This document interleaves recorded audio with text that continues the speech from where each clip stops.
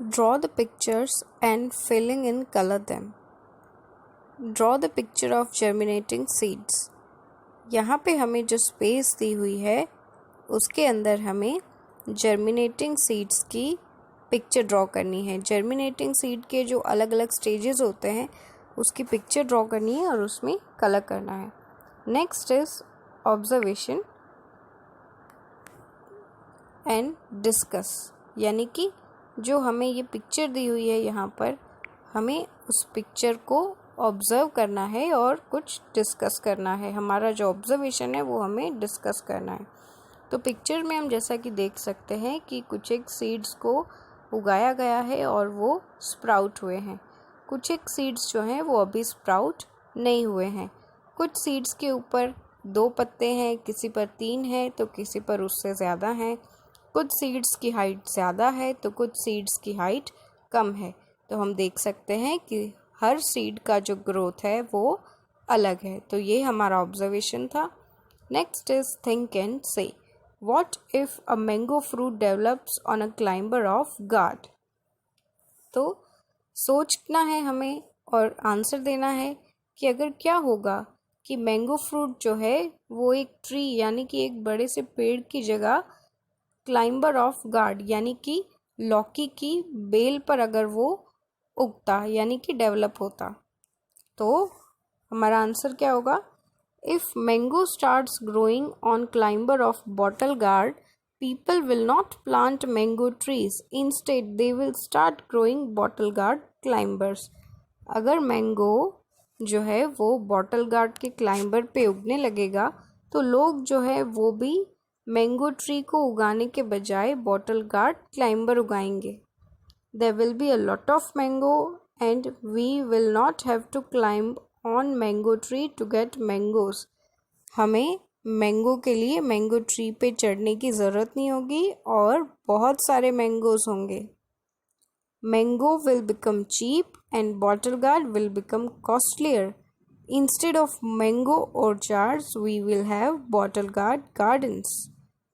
Mango जो होगा अगर बहुत सारा होगा तो वो मैंगो सस्ता हो जाएगा और जो बॉटल गार्ड है यानी कि जो लौकी है वो महंगी हो जाएगी और मैंगो ऑर्चार्ड्स की जगह यानी कि जो आम के बागान होते हैं उसकी जगह पे बॉटल गार्ड गार्डन्स होंगे।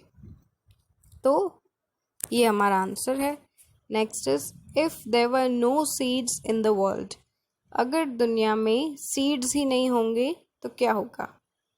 If there were no seeds in the world, there would be no plants. अगर seeds नहीं होंगे तो plants भी नहीं होंगे। Without plants, we will feel it difficult to sustain our life. Plants के बिना हमारी जो life है वो भी हमें आगे गुजारना यानी कि हमें survive करना भी बहुत difficult हो जाएगा। ऐसे क्यों होगा? Because human need oxygen to survive and hence we will also become extinct. तो हमें प्लांट्स के बिना ऑक्सीजन नहीं मिलेगा और फिर हम जिंदा भी नहीं रह पाएंगे। इसलिए सीड के बिना जो है ये दुनिया नहीं चल सकती। Activity: keep the seeds of wheat and cotton together in a piece of paper. Sow them in a pot or a flower bed. Observe them for 10 days. तो आपको क्या करना है? आपको वीट और कॉटन के जो सीड्स है उसको पेपर पे साथ में रखना है और उनको बाद में एक पॉट में उगा देना है और 10 दिनों के लिए उसको ऑब्जर्व करना है।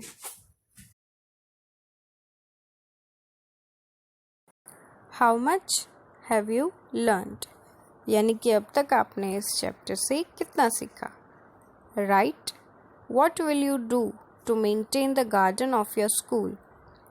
आप अपने स्कूल के गार्डन को मेंटेन करने के लिए क्या करेंगे? तो आप क्या कर सकते हैं? जैसे कि I will water the flowering plants and the other small plants of garden. आप अपने जो स्कूल का गार्डन है उसमें जो फ्लावरिंग प्लांट्स हैं उसमें पानी दे सकते हैं। I will remove the weeds growing near the flowering plants. I will keep check that nobody plucks flowers. I will grow henna on both sides of the main path leading to the main gate of the school and the classrooms. तो आप क्या कर सकते हैं, आप ये ध्यान रख सकते हैं कि कोई भी जो है वो फूलों को ना तोड़े और आपके फूलों के पौधों के पास जो वीड्स यानी कि जो दूसरी चीज़ें उग जाती हैं बेकार सी, उनको आप निकाल देंगे और किसी को भी आप ये जो फ्लावरिंग प्लांट्स हैं उसके फूल तोड़ने नहीं देंगे.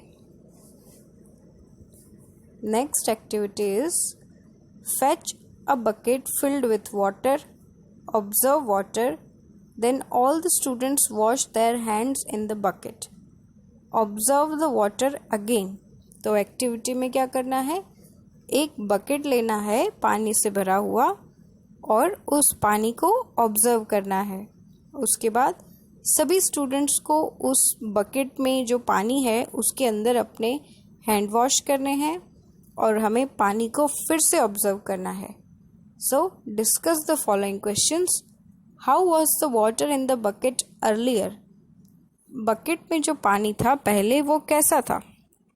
So earlier the water in the bucket was clean.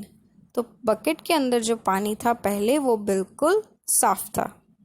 What changes was seen in the water after washing hands. हाथ धोने के बाद पानी में क्या चेंजेस आए. So the water got dirty after washing hands. तो हाथ धोने के बाद जो था वो पानी गंदा हो गया था. Why did the water get polluted. The water got polluted by the dirt on hands of student. तो पानी क्यों गंदा हो गया. तो जो डर्ट यानी कि जो गंदगी थी स्टूडेंट्स के हैंड्स पर, उसकी वजह से पानी गंदा हो गया. Why should we wash our hands before eating meal. हमें खाना खाने से पहले अपने हाथ क्यों धोने चाहिए. So by eating with dirty hands microbes can go into our stomach and we will fall ill. तो अगर हम गंदे हाथों से खाना खाएंगे तो जो भी माइक्रोब्स यानी कि जो भी कीटाणु हमारे हाथों के ऊपर है वो हमारे पेट में चले जाएंगे और जिसकी वजह से हम बीमार पड़ सकते हैं. इसीलिए we should wash our hands before taking meal. Activity making dustbin using waste material. तो आप एक वेस्ट मटेरियल को यूज़ करके एक डस्टबिन बना सकते हैं और उस पर लेबलिंग कर सकते हैं कि use me to throw waste. Next think and say. Neil leaves the tap on after drinking water. तो हमें यहाँ पे थिंक एंड से ये हमारी एक्टिविटी है कि जिसमें हमें एक स्टेटमेंट दिया गया है और उसको पढ़ने के बाद हमें डिसाइड करना है कि हमें क्या करना चाहिए.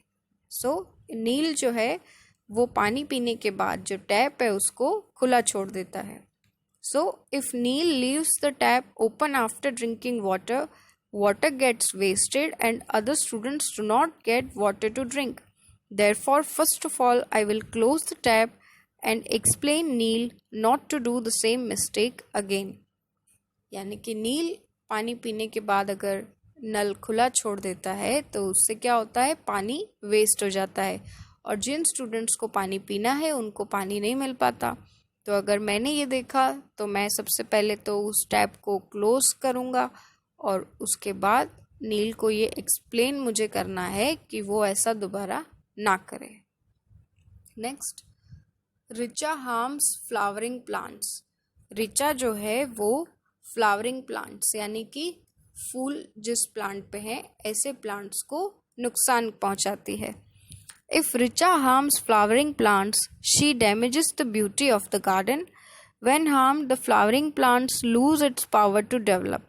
I will explain to Richa that flowering plants are our friends and the beauty of the garden. To protect them is our duty. तो फ्लावरिंग प्लांट्स को अगर रिचा नुकसान पहुंचा रही है तो वो क्या कर रही है, वो गार्डन की जो ब्यूटी है, जो खूबसूरती है, उसको भी वो नुकसान पहुंचा रही है और हमें ऐसा नहीं करना चाहिए. तो अगर मैं रिचा से मिलूं तो मुझे ये एक्सप्लेन करना होगा कि वो ऐसा ना करे, क्योंकि जो फ्लावरिंग प्लांट्स हैं वो हमारे फ्रेंड्स हैं और ये हमारी ड्यूटी है कि हम उनको प्रोटेक्ट करें। Third statement is rubbish is laying in the classroom, यानी क्लासरूम के अंदर जो है कचरा पड़ा हुआ है। The classroom looks dirty due to the rubbish. I will pick up the rubbish and throw it in the dustbin. I will explain to my classmates that if rubbish is lying near us or in our classroom, we must throw it in the dustbin immediately. I will bring a dustbin in the class with use me written on it. तो अगर आपकी class में कचरा पड़ा हुआ है तो आप क्या करेंगे? तो अगर क्लासरूम में कचरा पड़ा होता है तो उससे क्या होता है, क्लास बिल्कुल गंदी दिखाई देती है। हम कचरे को उठाएंगे, उसको डस्टबिन में फेंक देंगे और उसके बाद हम अपने क्लासमेट्स को ये एक्सप्लेन करेंगे कि कचरा इस तरीके से क्लास में नहीं पड़ा होना चाहिए और हमें उसे उठा के बिल्कुल डस्टबिन में फेंक देना चाहिए। Next, there are ditches containing squalor around the house. तो इसका मीनिंग है कि घर के बाहर डिचेस कंटेनिंग स्क्वेलर यानी ऐसी गड्ढे भी कह सकते हैं या नालियाँ भी कह सकते हैं जिसमें बहुत सारी गंदगी है। स्क्वेलर मतलब बहुत सारी गंदगी। So I will fill the ditches by pouring earth in them. The squalor of the ditches give rise to mosquitoes which spread diseases. तो अगर हम ये देखते हैं कि हमारे घर के बाहर गड्ढे हैं और उसमें बहुत सारी गंदगी जमा हो गई है, तो हमें उन गड्ढों को भर देना है जिससे उसमें गंदगी जमा ना हो सके। और ये जो गंदगी है ये इसमें मस्कीटोज भी आते हैं, तो हमें ये जल्द से जल्द करना है जिससे ना तो उसमें मस्कीटो आएंगे और ना ही गंदगी फैलेगी। Smith does not go to school. हमारा लास्ट स्टेटमेंट है कि स्मिथ जो है वो स्कूल नहीं जाता। So I will seek the reason as to why Smith is not going to school. I will meet Smith and his parents. If I can solve the problem I will solve it, and if it is beyond my control I will take the help of my teachers and principal. तो Smith जो है एक boy है और वो school नहीं जा रहा। तो अगर मुझे पता चलता है कि वो स्कूल नहीं जा रहा है तो सबसे पहले मैं उसका स्कूल ना जाने का जो रीज़न है मुझे वो पता करना चाहिए, और इसके लिए मुझे स्मिथ और उसके पेरेंट्स से मिलना होगा। और अगर मैं प्रॉब्लम सॉल्व कर सकूं तो मुझे वो प्रॉब्लम सॉल्व करनी है, और अगर वो प्रॉब्लम सॉल्व करना मेरे कंट्रोल में नहीं है तो मैं अपने टीचर्स और अपने प्रिंसिपल की हेल्प से उस प्रॉब्लम को सॉल्व करने का ट्राई करूँगी। Think and perform the activity. Perform this activity in the groups of each 3. Bring 5 seeds each of monocote and dicot from home.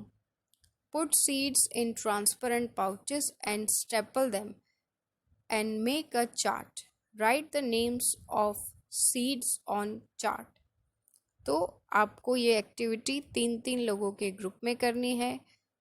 5 seeds each यानी कि 5 मोनोकोट सीड और 5 डाइकोट सीड यानी कि serials और pulses आपको अपने घर से लाने हैं। उनको ट्रांसपेरेंट पाउचेस में डाल के स्टेपल करना है और उनके नेम्स लिख के एक चार्ट बनाना है। नेक्स्ट इज थिंक एंड से what observations you have made in chapter 1 to 3। Chapter 1 to 3 में अब तक आपने क्या ऑब्जर्व किया? So the observations are in chapter 1 to 3 that observation of pictures concerning the basic duties of cleanliness and health, observation of pictures regarding the cleanliness of streets and disposal of waste. Also, the pictures of medical treatment of patient were observed. इसके अलावा हमने अपनी जो primary duties हैं उसके related pictures को हमने observe किया। क्लीनलीनेस के इम्पोर्टेंस को हमने ऑब्जर्व किया। तो इन सारी चीज़ों को हमने ऑब्जर्व किया। And next is what classifications have you made in chapters 1 to 3? So in chapter 1 to 3, classification of different seeds into cereals, pulses and oil seeds। तो हमने क्लासिफिकेशन देखा कि कौन से सीड्स होते हैं कि जो सीरियल्स होते हैं, पल्सेस होते हैं या ऑयल सीड्स होते हैं। उसके अलावा classification of seeds into monocot seed and dicot seed. तो हमने ये भी क्लासिफाई किया कि कौन से सीड्स हैं कि जो कि मोनोकोट सीड्स हैं और कौन से सीड्स हैं जो कि डाइकोट सीड्स हैं।